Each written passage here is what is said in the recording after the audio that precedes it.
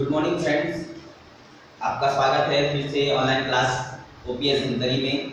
आज हम देखेंगे, आज का टॉपिक है प्रबंध का महत्व। इससे पहले की वीडियो में हमने देखा था प्रबंध क्या है, प्रबंध की विशेषताएं क्या है, इन सभी चीज़ों को हमने ध्यान से देखा था।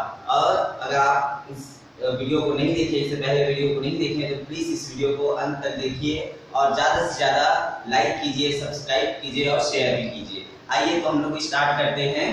प्रबंध का महत्व।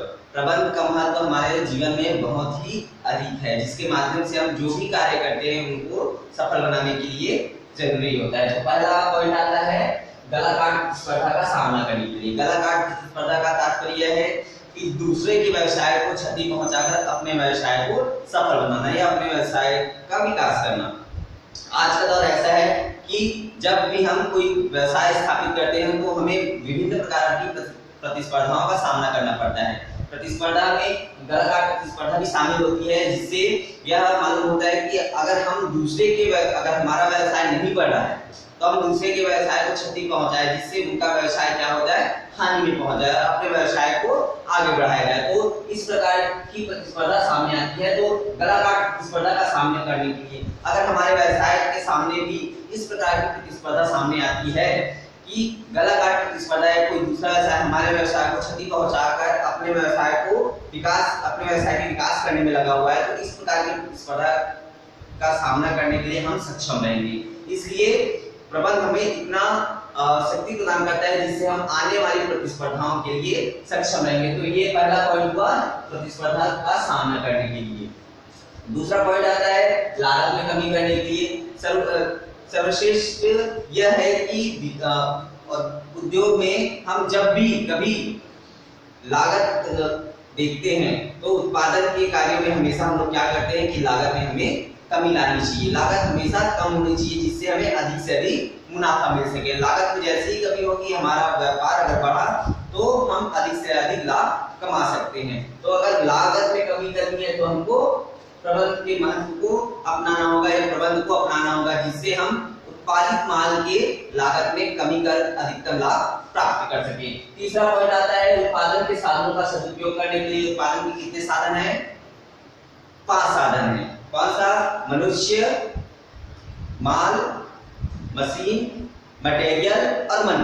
इतने सभी चीज हमको सदुपयोग करने के लिए सिखाएंगे। कौन? प्रबंध। तो उत्पादन के जितने भी साधन हैं उनका सदुपयोग करना है, माल को कैसे यूज करना है, मनी को कहां पर लगाना है ना, इन सभी चीजों को हमको सही तरीके से यूज करना सिखाएगा, उनका उपयोग करना सिखाएगा, जिससे हम कम समय में अधिक लाभ प्राप्त कर सके, लागत में भी कमी हो सके। चौथा पॉइंट आता है बड़े उपक्रमों की जटिलता दूर करने के लिए। धीरे धीरे बहुत बड़े बड़े उद्योग कारखाने स्थापित हो रहे हैं तो विभिन्न प्रकार की जटिलताएं उनमें सामने आती हैं। विभिन्न प्रकार की जटिलता सामने आने के कारण व्यवसाय कभी कभी हानि में भी चला जाता है। तो इस प्रकार से अगर हमारे पास प्रबंध है तो हम उस हानि से उबरने के लिए सक्षम रहेंगे। लेकिन अगर हमारे पास प्रबंध उपयोग में नहीं है या प्रबंध का उपयोग हम लोग नहीं करते हैं तो हमें बहुत बड़ी समस्याओं का सामना या कठिनाइयों का सामना करना पड़ सकता है। तो प्रबंध का उपयोग यहाँ पर प्रबंध का महत्व इसलिए है कि बड़े उपक्रमों की जटिलता दूर करने के लिए प्रबंध अति आवश्यक है और यह महत्वपूर्ण है उनके लिए, बड़े उपक्रमों के लिए। छठवां पॉइंट आता है निर्धारित लक्ष्यों के प्राप्ति के लिए। निर्धारित लक्ष्यों की प्राप्ति के लिए जैसे कि हमने पहले देखा था कि निर्धारित लक्ष्य, सबसे पहले हम किसी कार्य को करने के लिए लक्ष्य का निर्धारण करते हैं और लक्ष्य की प्राप्ति के लिए उस लक्ष्य की प्राप्ति के लिए हम अपना कार्य करते हैं। तो पूर्व निर्धारित उद्देश्य होता है, जो लक्ष्य होता है, उनको प्राप्त करने के लिए हमें प्रबंध की आवश्यकता होती है और यह महत्वपूर्ण भी है हमारे पूर्व निश्चित उद्देश्यों को प्राप्त करने के लिए। उसके बाद है शोध एवं अनुसंधान कार्य के लिए। आज देख रहे हैं कि बहुत बड़े बड़े शोध और अनुसंधान कार्य हो रहे हैं, क्योंकि मनुष्य का स्वभाव क्या है, जो देखेंगे, जो आकर्षक दिखेंगे उनके प्रति वह जल्दी ही आकर्षित हो जाता है।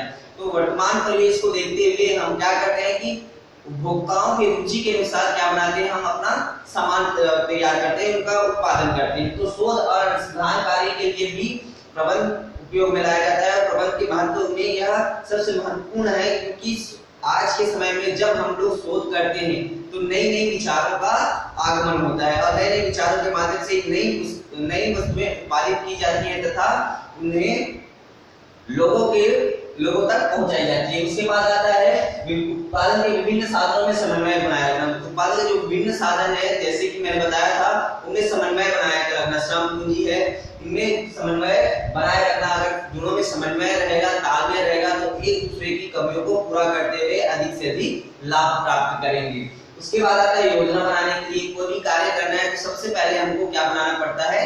योजना बनाना पड़ता है। तो प्रबंध के माध्यम से ही हम क्या कर सकते हैं? योजना बना सकते हैं। उसके पश्चात आता है श्रमिकों की समस्याओं के समाधान के लिए। श्रमिकों की समस्या, बहुत प्रकार की श्रमिकों की समस्या आती है कि हमें कम पारिश्रमिक दिया गया, कार्य का समय अधिक है, उनके साथ हमें पारिश्रमिक कम मिला गया। तो इस प्रकार से बहुत सारी समस्याओं का सामना करना पड़ता है। और आज के समय में संगठन के साथ जुड़ने से श्रमिक और श्रम में बहुत ही कमी आई है। इस प्रकार की समस्याओं से समाधान के लिए हमको क्या करना पड़ेगा? प्रबंध की आवश्यकता जरूरत होगी, है ना। तो प्रबंध के साथ ही हम लोग क्या कर सकते हैं? श्रमिकों की जितनी भी समस्याएं होती है उनको सुलझा सकते हैं, उनकी समस्याओं का समाधान कर सकते हैं। आगे देखते हैं व्यक्तियों के विकास के लिए एक बहुत ही प्रसिद्ध प्रबंध शास्त्री लॉरेंस ए एप्ले ने कहा है कि प्रबंध व्यक्तियों का विकास है, न कि वस्तुओं का निर्देशन। अर्थात हम जब भी प्रबंध में कार्य करते हैं तो सर्वप्रथम और सर्वोपरि होता है व्यक्तियों का विकास, और व्यक्तियों के विकास के माध्यम से ही हम प्रबंध के कार्य को आगे करते हैं। तो व्यक्तियों के विकास के लिए हम जो भी कार्य करेंगे वो प्रबंध के अंतर्गत आएगा। प्रबंध के माध्यम से ही व्यक्तियों का विकास हो सकता है। ये सभी पॉइंट आपके लिए बहुत महत्वपूर्ण है, देख लीजिए।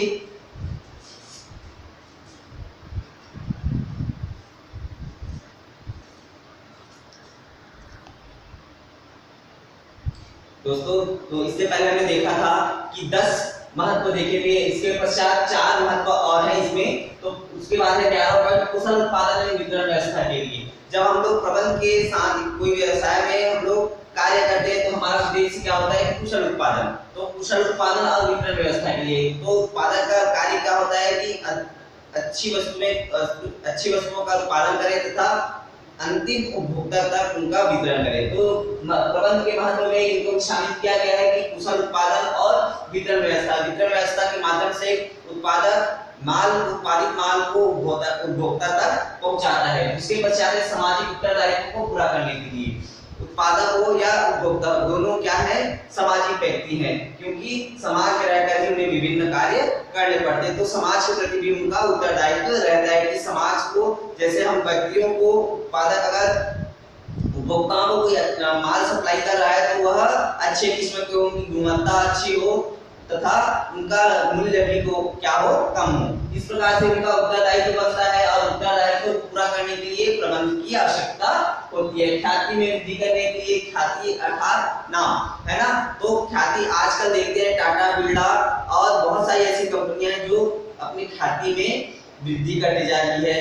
रिलायंस का नाम आप सुने होंगे, जियो का नाम आप सुने होंगे। तो इन प्रकार से क्यों चलता है? ये केवल उनकी ख्याति में वृद्धि है ना। उनके नाम से ही चलता है। अगर उनका नाम आ गया तो हम बाकी चीजें नहीं देखते, उनके ऊपर पूर्ण विश्वास करते हैं कि यह माल क्या है?